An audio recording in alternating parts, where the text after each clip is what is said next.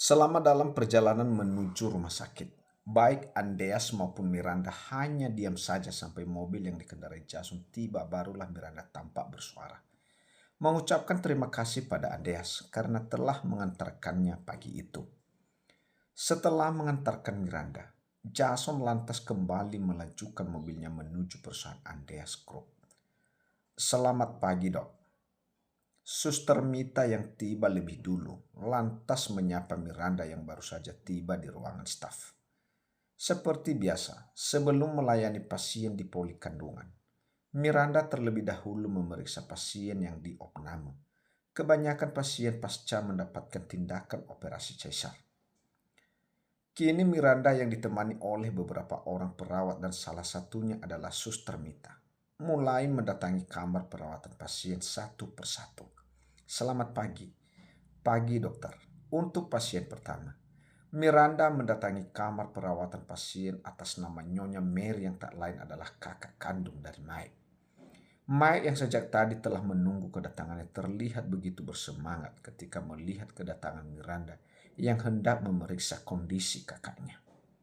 Tetapi sayangnya senyuman di wajah Mike perlahan memudar ketika menyaksikan sebuah cincin yang melingkar di jari manis Miranda. Untuk lebih memastikan, Mike kemudian menajamkan matanya dan benar saja, setelah menajamkan penglihatannya ternyata ia tidak salah di jari manis. Miranda kini melingkar sebuah cincin berlian. Ternyata benar dia sudah menikah. Lirih Mike dalam hati. Jika dilihat dari cincin yang dipakai oleh Miranda Putri sepertinya suaminya bukan orang sembarangan.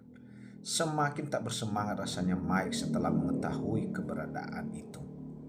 Meskipun merasa telah jatuh hati pada sosok wanita cantik di hadapannya itu, namun Mike bukanlah tipikal pria yang suka merebut istri orang. Sehingga mau tak mau, ia harus berbesar hati menerima kenyataan jika wanita pujaan hatinya itu ternyata telah memiliki seorang suami. Dan itu artinya ia harus mengubur dalam-dalam harapannya untuk memiliki seorang wanita cantik bernama Miranda Putri. Sepertinya hatiku harus layu sebelum berkembang. Batin Mike seraya menghela nafas dalam-dalam. Seolah saat ini paru-parunya membutuhkan pasokan oksigen lebih.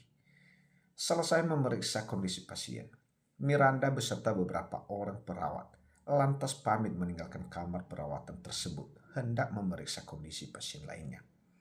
Waktu terus berjalan. Setelah selesai memeriksa kondisi pasien satu persatu, Miranda kembali melaksanakan tugasnya di ruangan poli kandungan. Sampai kini waktu telah menunjukkan pukul 3 sore. Sepertinya hari ini cukup melelahkan. Gumam Suster Mita seraya meregangkan otot-ototnya yang terasa tegang dan cukup lelah karena pasien hari ini cukup banyak.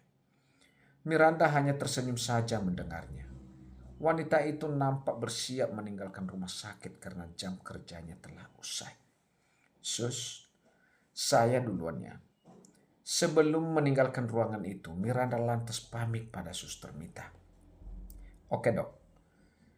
Hati-hati di jalan, sahut Suster Mita seraya memperagakan gerakan tangan membentuk huruf O di udara. Sesuai dengan rencananya semalam, Miranda berniat menuju ke suatu tempat. Karena pagi tadi ia diantarkan oleh Andreas, maka sore ini ia terpaksa menggunakan taksi online. Tak berselang lama setelah memesan taksi online, kini taksi pesanannya pun tiba di depan rumah sakit. Setelah mengatakan tujuannya pada sopir taksi online, kini taksi online yang ditumpangi Miranda kembali melaju ke alamat yang tidak telah diberi. Ketika di perjalanan Miranda meminta pada sopir taksi online untuk mampir sejenak ke toko bunga, sebelum kemudian kembali melanjutkan perjalanan. 45 menit kemudian, setelah membayar ongkos taksi, Miranda pun segera berjalan memasuki kawasan pemakaman umum, di mana kini mendiang Donna telah beristirahat dengan tenang. Miranda terus mengayunkan langkah hingga ia menemukan sebuah pusara yang bertuliskan nama almarhum Donna. Cukup lama Miranda memandang ke arah pusara Donna, sebelum kemudian ia memposisikan diri berjongkok di samping pusara Donna. Selamat ulang tahun, Nona Donna, ucap Miranda seraya meletakkan buket bunga di atas pusara Donna. Semasa hidup kita memang tidak saling kenal selain sebagai dokter dan pasien. Tapi saya yakin Anda adalah wanita yang baik. Dan Anda tahu betul jika saya tidak pernah berniat membunuh Anda. Saya hanya melakukan tugas saya sebagai seorang dokter saat itu. Dan apa yang terjadi pada Anda semua di luar batas kemampuan saya sebagai manusia biasa. Semua adalah takdir dari Tuhan yang tidak dapat diubah oleh siapapun termasuk saya. Nona, ucap Miranda di hadapan pusara Dona. Tanpa sadar kini wajah cantik Miranda telah dibasahi oleh air mata. Miranda bahkan menangis hingga sesenggukan. Sampai beberapa saat kemudian, Miranda dibuat tersentak ketika merasakan genggaman tangan seorang pria di lengannya. Sebuah genggaman yang cukup kuat hingga mampu membuatnya meringis. Ah, ringis Miranda seraya menoleh. Tuan Andreas. Miranda sangat terkejut dengan keberadaan Andreas. Apa yang kau lakukan di sini? Menyaksikan wajah datar Andreas semakin membuat Miranda bergidik ngeri dibuatnya. Maafkan saya, Tuan. Saya hanya datang untuk ziarah ke makam istri Anda. Saya sama sekali tidak bermaksud apa-apa, ucapnya. Miranda mengusap wajahnya yang basah karena air mata dengan tangannya yang lepas. Dengan wajah datar, Andreas menoleh pada Jason. Bawa dia ke mobil. Titahnya dan Jason pun mengangguk patuh. Baik, Tuan, jawab Jason. Mari, Nona. Saya akan mengantarkan Anda ke mobil, kata Jason. Dan Miranda pun hanya bisa menurut begitu saja. Dari balik kaca mobil Miranda bisa menyaksikan sosok Andreas yang kini tengah berjongkok di samping pusara mendiang Dona. Sesekali pria itu nampak mengusap wajahnya. Dan Miranda bisa menebak jika pria itu tengah menangis. Perpisahan Andreas dengan mendiang Dona mengingatkan Miranda pada sosok Arman. Jika Andreas dan mendiang Dona dipisahkan oleh kematian, berbeda dengan ia dan Arman yang terpaksa harus berpisah karena kehadiran pria angkuh bernama Andreas Pratama. Namun begitu Miranda masih bersyukur karena ia dan Arman tidak sampai dipisahkan oleh kematian. Dengan begitu, ia masih bisa melihat sosok pria yang masih bertahta di hatinya itu. Meski pertemuan mereka layaknya orang asing yang tidak pernah dekat sebelumnya, karena Miranda selalu berusaha menjaga jarak dengan pria itu jika mereka tidak sengaja bertemu. Beberapa saat kemudian, Miranda terlihat memilih ujung bajunya untuk menutupi rasa ketakutannya ketika Andreas kembali ke mobil. Jalan. Mendapat perintah dari tuannya itu, Jason pun segera menghidupkan mesin mobil dan mulai melajukan mobil dengan kecepatan sedang, meninggalkan kawasan pemakaman umum tersebut. Di dalam mobil, suasana terasa hening. Andreas terlihat diam saja dengan wajahnya yang kini berubah dingin. Tuan, saya mengaku salah karena telah datang ke makam istri Anda tanpa meminta izin terlebih dahulu pada Anda. Untuk itu saya bersedia menerima konsekuensinya. Silakan jika Anda ingin memberi hukuman pada saya. Menurut Miranda, akan lebih baik ia mengaku salah di hadapan pria itu daripada ia mencoba membela diri. Karena hal itu pasti akan membuat Andreas semakin marah padanya. Bukannya menjawab, Andreas justru melirik Miranda dengan lirikan tajam. Dan itu mampu membuat jantung Miranda seperti mau lepas dari tempatnya. Ya Tuhan, semoga hukuman dari Tuan Andreas tidak sampai membuat nyawa berpisah dari jasadku. Dalam hati Miranda dengan perasaan cemas. Setelah pengakuan Miranda atas kesalahannya, tadi suasana di dalam mobil kembali hening. Sampai suara getaran yang berada dari ponsel Andreas memecah keheningan. Deret, deret, deret. Menyadari ponselnya bergetar, menandakan notifikasi pesan baru saja masuk ke aplikasi hijau miliknya Andreas. Lantas merogoh saku jasnya untuk mengambil ponselnya. Mike, batin Andreas ketika melihat siapa pengirim pesan di ponselnya. Penasaran dengan pesan dari Mike, Andreas pun segera membuka dan membaca pesan tersebut. Saat membaca pesan dari Mike, tanpa sadar, Andreas menarik salah satu sudut bibirnya ke samping, hingga tercipta sebuah senyuman tipis. saking tipisnya sehingga hanya ia yang tahu. Setelahnya, Andreas kembali memasukkan ponselnya ke dalam saku jasnya. "Kita hampir ke restoran terdekat," kata Andreas pada Jason. "Baik, Tuan." "Kau pasti belum makan siang kan?" tebak Andreas seraya menoleh ke arah Miranda. "Bagaimana Anda bisa tahu jika saya belum makan siang, Tuan?" tutur Miranda dengan wajah bingung. "Cekak, kau pikir saya ini tuli? Sejak tadi perutmu terus berbunyi. Apa kau tidak menyadarinya?" Jawaban Andreas membuat Miranda menunduk malu. "Kenapa kau tidak bisa diajak kerjasama? Kenapa malah bersuara di waktu yang tidak tepat?" batin Miranda seraya memegangi perutnya. Terlalu fokus dengan rasa ketakutannya akan amarah Andreas. Miranda sampai tak menyadari jika sejak tadi perutnya terus mengeluarkan bunyi. Mungkin semua cacing-cacing di dalam perutnya sedang demo ingin diberi makan. Kini Jason mulai memasuki kawasan resto terdekat di lokasi mereka saat ini. Miranda nampak berjalan di belakang langkah Andreas menuju ke arah pintu masuk restoran. Sementara Jason memilih menunggu di mobil karena siang tadi ia telah makan siang. "Pilih menu yang kau inginkan," kata Andreas setelah menyerahkan buku menu pada Miranda. Setelah mereka menempati salah satu meja. "Aku tidak ingin sampai dibilang pelit karena membiarkan istriku mati kelaparan," lanjut tutur Andreas dengan wajah datarnya. Kata istri yang baru saja diucapkan Andreas mampu mengalihkan perhatian Miranda dari buku menu di hadapannya. "Istri," ulang Miranda dalam hati. Tumben Tuan Andreas mengakui aku sebagai istrinya. Apa dia sedang demam?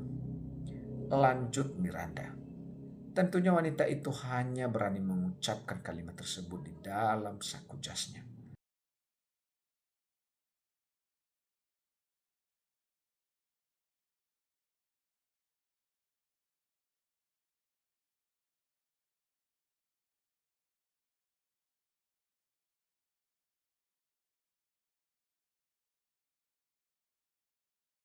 "Baik, Tuan," kata pelayan restoran sebelum kemudian pamit untuk menyiapkan pesanan mereka.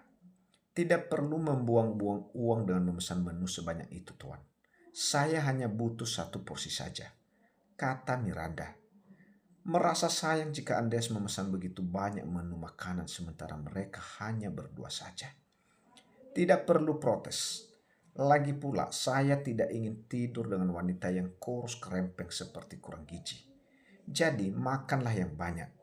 Baru saja Miranda dibuat terharu dengan sikap Andreas yang menurutnya sedikit perhatian padanya. Namun seketika ucapan Andreas membuat Miranda seakan dihempaskan dari langit ketujuh. "Cekak, apa matanya sudah tidak berfungsi dengan baik? Tubuh ideal seperti ini dibilang kurus kerempeng?" Dalam hati Miranda kesal. Dengan tinggi badan 160 cm serta berat badan 53 kg. Ditambah lagi dengan bentuk tubuh yang indah menurut Miranda, tubuhnya masih bisa dikatakan ideal. Lalu bagaimana bisa pria itu mengatakan dirinya kurus kerempeng? "Baiklah Tuan," sahut Miranda dengan seulas senyum. Padahal kenyataannya di balik senyumannya, ingin sekali rasanya ia merobek emlut pedas pria itu. Tak berselang lama, pelayan pun kembali untuk mengantarkan pesanan mereka. Setelah menyajikan pesanan di atas meja, salah seorang pelayan lainnya juga tiba untuk mengantarkan minuman pesanan mereka. Entah apa yang terjadi, hingga pelayan tersebut sampai kehilangan keseimbangan, sampai minuman di tangannya tertumpah dan mengenai pakaian Andreas. Oh astaga, Andreas sontak berdiri dari duduknya. Mungkin karena panik atau apa. Tanpa sadar pelayan tersebut meraih tisu lalu mengulurkan tangannya untuk membersihkan pakaian Andreas yang terkena tumpahan minuman. Namun dengan cepat Andreas menjauhkan tubuhnya. Nampak jelas dari gestur tubuh pria itu yang tidak ingin disentuh oleh wanita itu. "Apa yang Anda lakukan?"